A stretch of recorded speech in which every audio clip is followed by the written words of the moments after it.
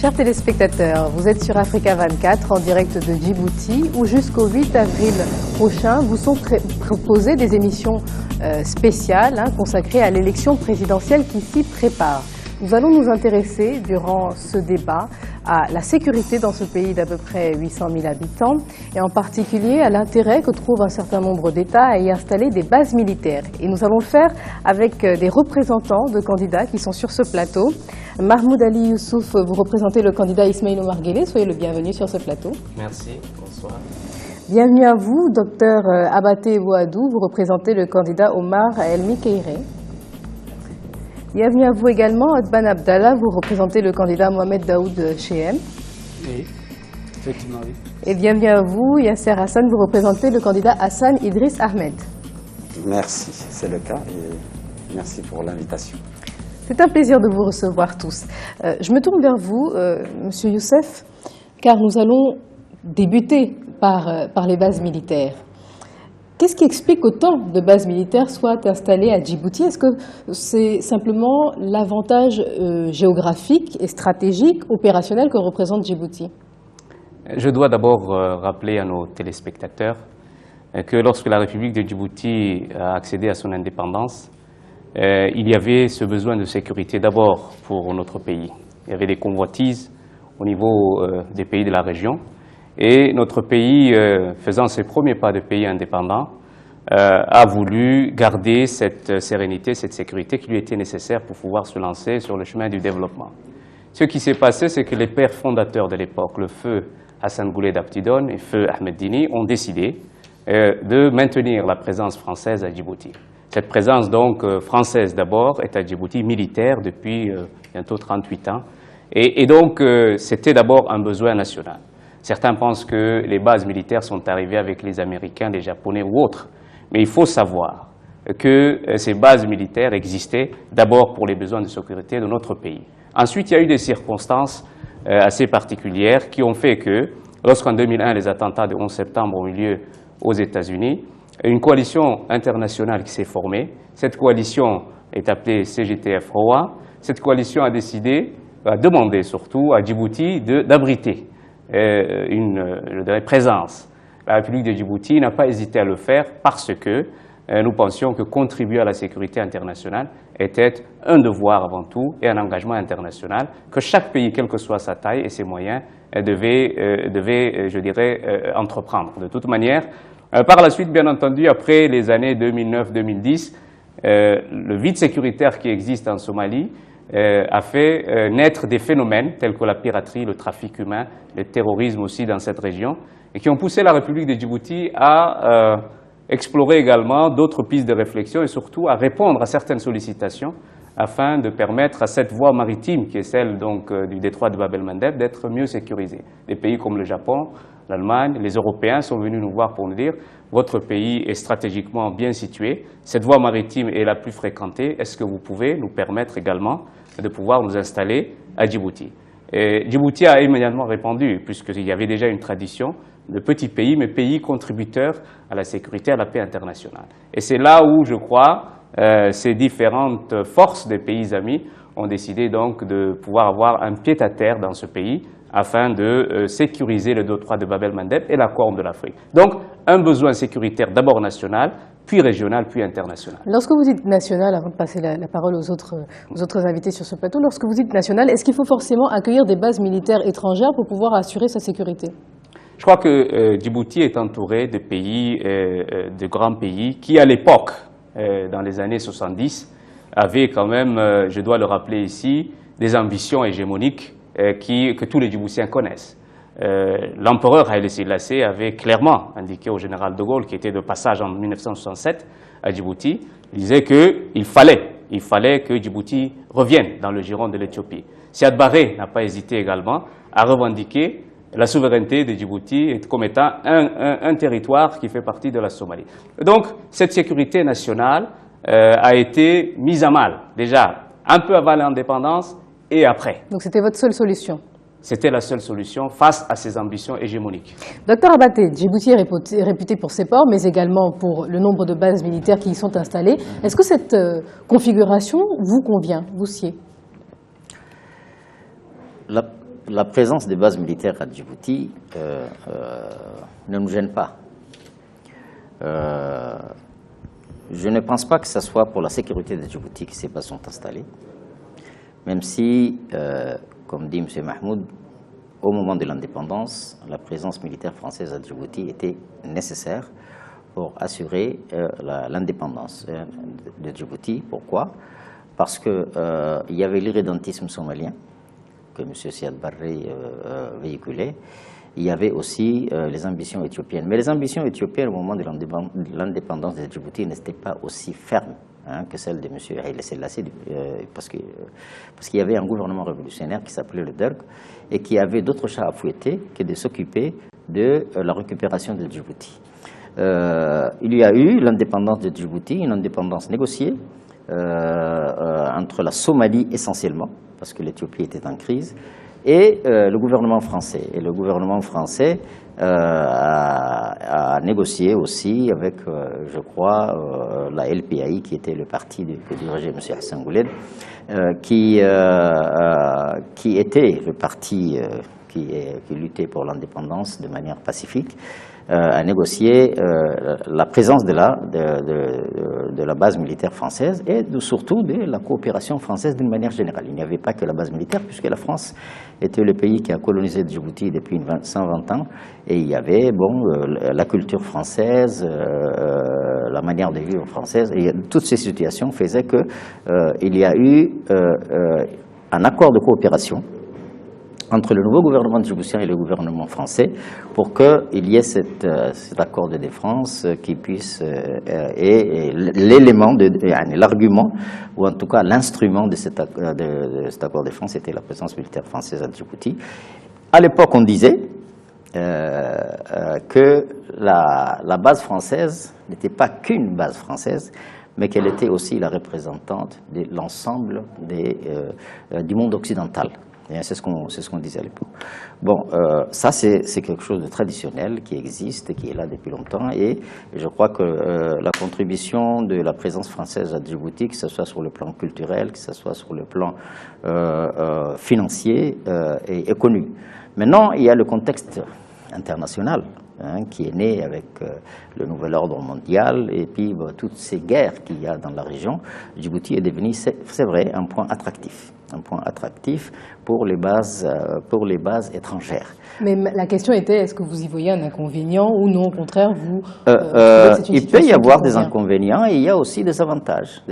Bon, maintenant, nous ne sommes pas informés des conditions exactes des négociations qui ont fait que ces bases se sont installées à Djibouti. C'est quelque chose d'assez opaque qui se passe entre la présidence et les pays qui négocient. En tout cas, moi, je suis député. Jamais. Précisez que ce n'est pas la présidence qui négocie ces accords. C'est qui? Il faut rectifier ce que vous dites. C'est qui? C'est le ministère des Affaires étrangères. Et si vous avez des informations, je suis prêt à vous les donner ici sur le plateau. Pour le compte du président, je pense. Et pour le téléspectateur, pour le compte du président, je pense. En tout cas, moi, je suis député à l'Assemblée nationale. Jamais ces contrats ou ces négociations ne sont passés par l'Assemblée nationale. On va s'arrêter sur ce point-là et on va poser la question à M. Othman. Alors, la présence de ces forces militaires étrangères, est-ce que selon vous, cette présence était nécessaire, notamment dans un premier lieu, celle de la France, puis celles qui ont succédé? Oui, exactement, je le trouve, parce que c'est les ressources. Nous sommes un peuple sans ressources. Et je trouve que notre position stratégique nous permet, c'est le rare atout que nous avons géostratégique. Donc, la question est que l'impact de base militaire aujourd'hui, actuelle, est-ce que l'impact de ces bases, puisqu'ils ne sont pas comment dirais-je, ils doivent contribuer. Est-ce que l'impact est positif ou négatif? C'est ça la question qui nous intéresse et qui nous préoccupe le plus. Vous nous apporterez votre réponse un peu plus tard. Monsieur Hassan, alors la similitude de votre pays avec avec des zones, des théâtres d'opération, que ce soit du Proche-Orient ou de la bande sahélo-saharienne. Est-ce que vous pensez que c'est ce qui attire aussi ces bases militaires sur place? Bonsoir madame. Permettez-moi d'abord de faire une mise au point.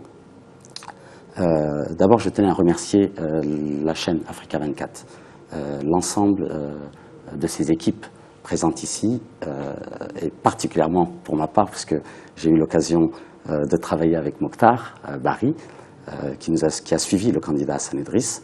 Je voudrais vivement, vraiment de manière sincère et honnête, vous remercier pour ce magnifique travail.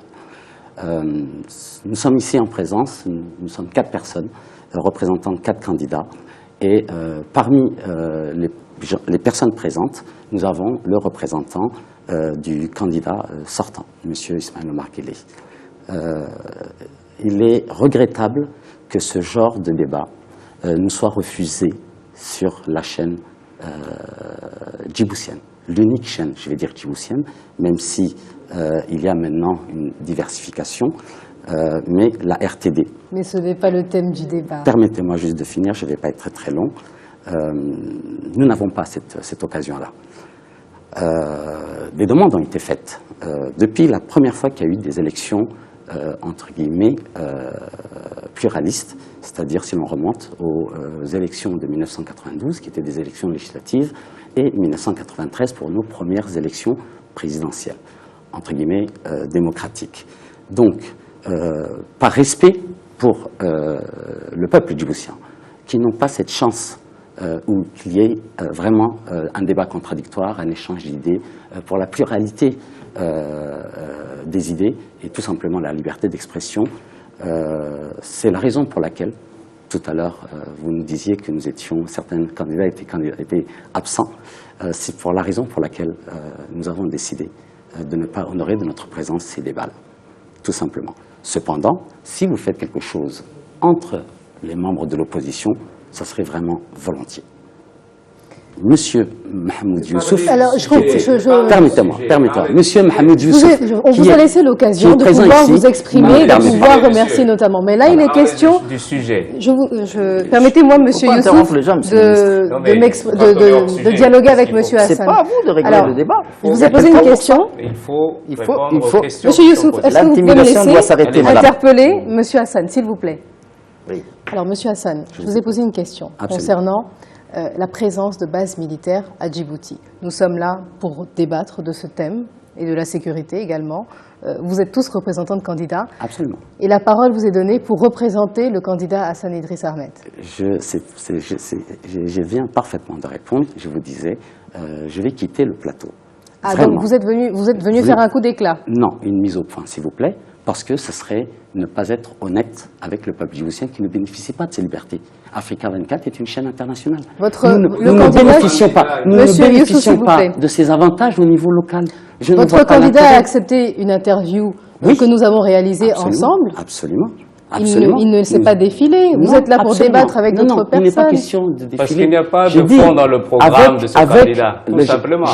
J'ai beaucoup d'estime pour M. Mahmoud Ali Youssouf. Il n'y a pas grand-chose à dire, c'est pour ça, malheureusement. Écoutez, nous avons un programme, contrairement à votre candidat, profitez de l'occasion. qui n'est même pas jusqu'à aujourd'hui. Mais profitez de l'occasion. Monsieur Hassan, il y a des Africains qui vous regardent, il y a des Djiboutiens qui vous regardent, certains électeurs vous regardent également, et ils souhaitent peut-être entendre justement ce que votre candidat propose. J'en ai parfaitement conscience. Donc vous privez les Djiboutiens de la possibilité de pouvoir accéder à ce programme de campagne. C'est le régime en place. Mais le régime est là, l'opposition est là. À partir de là, je les invite dans un premier temps à donner la priorité au peuple djiboutien. Retrouvez-nous, nous avons des médias locaux. Il n'y a aucun problème. Je ne veux pas qu'Africa 24 soit, par respect pour Africa 24, un palliatif à un mal qui existe et qui est présent à Djibouti. Nous n'avons pas la possibilité de nous exprimer. Ce n'est pas exact. On vous la donne, ce n'est pas exact. Depuis le début de la campagne, c'est vrai, il y a cette facette de démocratie. Et la RTD avant la campagne, nous n'avions pas accès, nous, parti de l'opposition. Et il en est de même, ça sera la même chose après la campagne. Exact. Vous êtes Écoutez, en train je vous défie, monsieur. Vous n'avez rien à défier, vous êtes en train de vous défiler, monsieur. Je vous défie, vous êtes en train de vous défiler. Absolument pas. Vous avez un micro, essayez de parler du programme de votre candidat. Hassan Idriss a eu accès aux médias Bien sûr. avant la campagne. Il a eu accès avant moi. Monsieur Hassan, Monsieur Youssouf, s'il vous plaît, Monsieur Hassan. Nous avons un débat à poursuivre. Nous devons poursuivre ce débat. Pas en présence de quelqu'un qui manifestement refuse. Malheureusement, que ce soit avec vous ou sans vous, Monsieur Youssouf, s'il vous plaît. Nous allons devoir poursuivre ce débat. Merci, on va parler débat, faire le tour. Sur le Monsieur fond, Youssouf, s'il vous plaît. Merci de me laisser m'exprimer et de discuter avec Monsieur Hassan. Alors, ce qu'on va faire, on va poursuivre ce débat. Nos techniciens viendront vous enlever le micro, donc restez assis. Je vais me retourner vers Monsieur Youssouf. Et nous sommes vraiment désolés de ne pas pouvoir faire profiter aux téléspectateurs du programme du candidat Hassan Idriss Ahmed. C'est votre choix, nous le respectons. Merci. Avec moins de 20 jours de pluie par an, une température avoisinant les 50 degrés, est-ce que Djibouti est un terrain propice justement aux entraînements de toutes ces équipes, de tous ces militaires qui sont présents à travers ces bases et donc, par conséquent, est une terre attractive? Laissez-moi d'abord répondre à la remarque du docteur Abaté. Il a dit que les accords qui sont signés par la République de Djibouti avec les pays amis est couverte d'une chape de plomb et d'une opacité. Je crois que ce n'est pas exact. Et M. Abaté connaît comment fonctionne l'Assemblée nationale. Il y a une commission de la défense qui est là. Rien ne l'empêche d'appeler à ce que le ministre de la Défense soit entendu sur ces accords. C'est son droit, il représente le peuple. Nous communiquons régulièrement après le Conseil des ministres sur ces accords. Ce qu'il faut savoir, c'est que les accords que nous signons, d'abord et avant tout, sont des accords qui sont transparents et clairs. Ces accords s'appellent la SOFA. Et ce sont des accords qui réglementent la présence des forces étrangères à Djibouti. Et nous sommes conscients du fait que cette présence militaire peut avoir des inconvénients. Et c'est pour cela que ces accords réglementent cette présence. Bien entendu, il y a des avantages que M. Abaté a bien voulu signaler, mais il y a de gros avantages. Il faut savoir que cette présence militaire crée des emplois pour nos jeunes. Il faut savoir que cette présence militaire contribue à l'économie de notre pays. Il faut savoir que le budget de l'État reçoit des redevances. Et ce sont des chiffres que nous annonçons et que nous déclarons à qui veut l'entendre et sur les ondes de la radio et de la télévision. Cette opacité dont on parle, il ne faut pas qu'elle soit utilisée comme des prétextes pour justement jeter l'opprobre sur le gouvernement. Nous sommes transparents, M. Abaté. Si vous avez besoin d'informations, demandez à ce que la Commission de défense de l'Assemblée nationale se réunisse et vous aurez les réponses que vous souhaitez. Donc, vous souvenez-vous de la question que je vous avais posée? Oui, je crois qu'il y a une géographie qui est favorable, effectivement, à des entraînements en zone difficile, désertique parfois, montagneuse à d'autres endroits. Et donc, cette géographie facilite certains exercices militaires. Mais l'objectif principal n'est pas seulement, pour ces militaires qui sont à Djibouti, de faire des exercices sur notre territoire. Cela fait partie de leur mission. Mais bien entendu, c'est d'abord la sécurité, et régionale et internationale. Nous allons visionner un reportage réalisé par Wendiam Valentin Compaoré, notre envoyé spécial à Djibouti, qui va apporter quelques précisions sur le thème sur lequel nous sommes en train de débattre. Et nous reviendrons sur ce plateau pour poursuivre la conversation. La République de Djibouti occupe une position géostratégique exceptionnelle qui la place au carrefour de l'Europe, l'Afrique et de la péninsule arabique. Le pays est situé sur la deuxième route maritime la plus utilisée pour le commerce international. Dans le cadre des coopérations militaires, Djibouti est devenu la plaque tournante de la lutte contre le terrorisme et aussi, plus récemment, la lutte contre la piraterie sur les côtes somaliennes. En plus de la présence historique des forces armées françaises, Djibouti a su tirer profit de sa position stratégique en abritant des bases étrangères des armées américaines et japonaises, entre autres. Ces présences militaires sont gages de la stabilité de la Corne de l'Afrique, selon des spécialistes. La région qui est vraiment une région très très instable. Par exemple, en Somalie, il y a presque les Shabab. Et au Yémen, il y a aussi le chaos. Donc c'est une région à surveiller de près pour les puissances étrangères afin de lutter contre le terrorisme international. Donc Djibouti est au cœur de tout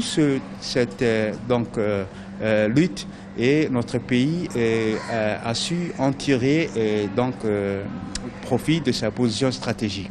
Si ces bases militaires sont source de sécurité pour ce petit pays de la Corne de l'Afrique, elles sont aussi et surtout une source de revenus supplémentaires pour Djibouti. La contribution financière de ces bases militaires avoisine 100 millions de dollars par an selon les autorités djiboutiennes. Cela génère aussi de faire prospérer notre économie. Donc, mais je pense que parmi tout ça, le ministre des Finances disait que dans tout ça, c'est même pas 10% du budget, mais déjà c'est déjà quelque chose pour la relance économique aussi, pour que Djibouti puisse prospérer et voilà, aller loin dans le chemin du progrès et du développement initié par le président Guido. À Djibouti, d'autres contingents des forces allemandes et italiennes sont stationnés pour participer à la mission de l'Union européenne Atlante dans le cadre de la lutte contre la piraterie maritime. Aussi, la Chine et l'Arabie saoudite sont dans cette dynamique d'implantation de bases militaires dans ce pays de plus de 23 000 km². Nos invités sur ce plateau connaissent très bien le thème. Alors, docteur Abaté, on va prendre point par point et peut-être base par base, base militaire par base militaire, parce qu'elles ont chacune des enjeux différents. Alors, prenons les États-Unis. On a les États-Unis, on a la France, on a bien d'autres pays qui accueillent la plus grande base américaine permanente en Afrique. Plus de 4 000 hommes sont à Djibouti. Un accord sur la prolongation à long terme a été signé avec les États-Unis. Que vous a-t-il inspiré? Comment avez-vous réagi à cette nouvelle? Est-ce que selon vous, quel que soit le nombre de bases militaires qu'il puisse y avoir à Djibouti, c'est une nouvelle optimiste, positive pour votre pays? Oui, moi je pense que je suis venu pour débattre et je crois que vous êtes la seule qui régule le débat. Je demanderai à mon voisin de droite de n'être qu'un invité, mais pas celui qui dit aux participants ce qu'on doit faire ou ce qu'on ne doit pas faire. Répondez aux questions. C'est pas à vous de me dire ce que je dois faire. Il ne faut pas sortir du débat. Laissez-moi. Il ne faut pas sortir du débat. Monsieur Mahmoud dit, allez-y, répondez à la question. Mahmoud dit, vous aurez les informations si vous le demandez, c'est toujours ça, la campagne de l'UMP, tout est au futur. Bon, par rapport à votre question maintenant, pour la base militaire américaine, la seule chose que nous connaissons par rapport à ça, c'est qu'il y a eu une prolongation de la durée de cette base quand les deux présidents américains et djiboutiens se sont rencontrés, et qu'il y a eu une augmentation du loyer, je ne sais pas, M. Mahmoud est plus informé que moi, il va vous le dire, qui est passé de 30 à 70 millions, je crois, de dollars par an. Donc on a un peu l'impression qu'il y a une vision un peu à long terme derrière cette affaire. Mais je pense que ce qui intéresse les Djiboutiens par rapport à ça, c'est pas la stratégie globale du monde. C'est les bateaux qui passent, la lutte contre le terrorisme, ça intéresse les puissances. Mais les Djiboutiens qui sont intéressés par, enfin qui veulent savoir ce que ces bases leur apportent, ce qui les intéresse, c'est par exemple l'emploi. Comment ces bases militaires influent sur l'emploi à Djibouti qui est complètement bouché au niveau de l'État à Djibouti, de l'administration djiboutienne. Je crois qu'il y a un mal que le gouvernement actuel a créé, qui s'appelle l'intérim. L'intérim. Nous avons toujours eu l'habitude d'avoir un ministère qui s'appelle le ministère du Travail, qui a une branche qui s'occupe du recrutement et aussi du... Mais là, docteur Abaté, vous vous éloignez totalement du sujet et du thème du débat. C'est vrai que par corrélation, on arrive à l'emploi. Mais est-ce que tout d'abord, le rôle d'une base militaire est forcément de créer des emplois dans le pays? Des baux sont payés. Il faut qu'il y ait des incidences positives. Des baux sont payés sont réglés par ces bases militaires, semble-t-il. Plusieurs bails, donc des baux, sont réglés, donc devraient servir en fonction de la dynamique de l'État à l'investissement dans divers secteurs d'activité, dont peut-être l'emploi. Oui, d'accord, mais c'est que je pensais que vous me demandiez les avantages par rapport hein, aux apports que cette base peut apporter. Bon, je crois qu'il y a beaucoup de gens qui travaillent dans la base américaine au camp de Lemonnier, mais ce que les Américains payent n'a pas une retombée directe sur la population de Djibouti. Il y a des structures d'intérim qui sont créées par le gouvernement à des gens qui les servent, hein, pour absorber plus de la moitié de ce que les Américains payent, et très peu vient dans les foyers djiboutiens.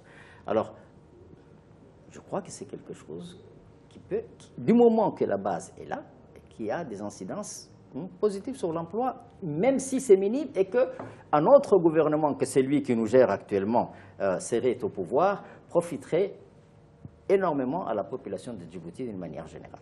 Monsieur Othman. Moi, je trouve que ces avantages existent. Là, permettez-moi j'ai des chiffres officiels. 63 millions de loyers, c'est que le ministre est là. Le porte-parole plutôt du candidat sortant. Le représentant du candidat Ismaël Omar Guelleh. Oui. Et il y a 30 millions d'euros pour la base française. C'est que je sache. 40 millions pour la base japonaise. Ce sont les officiels, les chiffres officiels que nous avons. Donc, pourquoi ceci n'est pas publié ni présenté à l'Assemblée? Parce que ça, c'est votre interrogation. Je représente quelqu'un qui est député au Parlement. Donc, vous voyez, mon candidat est député au Parlement. Donc, cette source, j'ai eu l'occasion d'avoir cette source. Donc, elle n'est pas publiée ni présentée au Parlement. Alors, vous avez pu entendre sur ce plateau les différents représentants de candidats qui pointent du doigt le pouvoir en place, notamment en matière de création d'emplois, le fait que certaines données ne soient pas accessibles à l'Assemblée nationale. Est-ce que vous avez quelque chose à répondre à cela? Monsieur Othman vient de vous donner des chiffres. Oui. Il les a obtenus d'où? Et ce sont des chiffres exacts. S'il les a obtenus, c'est que ces chiffres sont disponibles à tout le monde. Mais j'aimerais revenir aux avantages, sans rentrer dans des polémiques, aux avantages de ces présences militaires étrangères. L'emploi existe, personne ne peut le nier. Il y a directement 1300 jeunes djiboutiens qui travaillent à la base militaire américaine seulement. Il y a des emplois indirects, puisqu'il y a des sociétés djiboutiennes qui offrent leurs services au sein du camp. Et ces sociétés créent des emplois. Et donc, c'est une valeur ajoutée pour notre jeunesse. Le fait que notre jeunesse puisse travailler, c'est ce qu'on recherche. Et il ne faut pas nous accuser d'avoir créé des emplois. Il faut peut-être plutôt dire pourquoi vous n'avez pas créé d'emplois. Ça, c'est une première chose. C'est ce que le docteur La deuxième chose, oui, la deuxième chose, c'est que M. Abaté dit que les agences intérimaires, il a parlé d'intérimaires, oui. Les agences intérimaires étaient à mal. Mais au contraire, il faut organiser cette activité. Et si à chaque fois, c'est les pouvoirs publics, l'État, les ministères qui doivent s'occuper de ce type d'action, on centralise tout et puis on nous accusera d'avoir centralisé tout.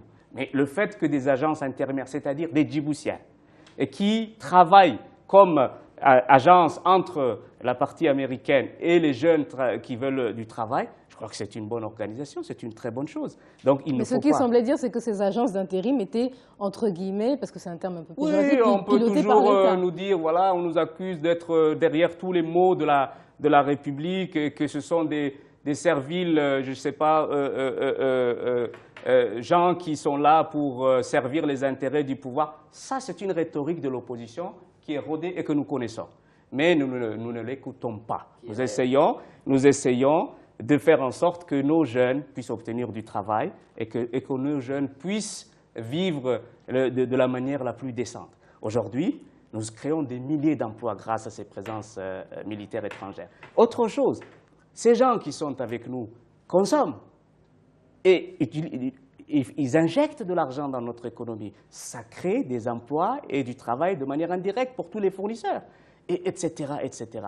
Aujourd'hui, si notre gouvernement, notre président, Ismaël Omar Guelleh, a eu cette intelligence et cette sagesse d'accorder cette autorisation de présence militaire pour les pays amis, je crois que beaucoup de pays nous envient aujourd'hui, cette politique de visibilité que nous avons pu donner à notre pays. On va rester sur ce point, on va marquer une courte pause, chers téléspectateurs. On se retrouve juste après pour poursuivre ce débat. À tout de suite.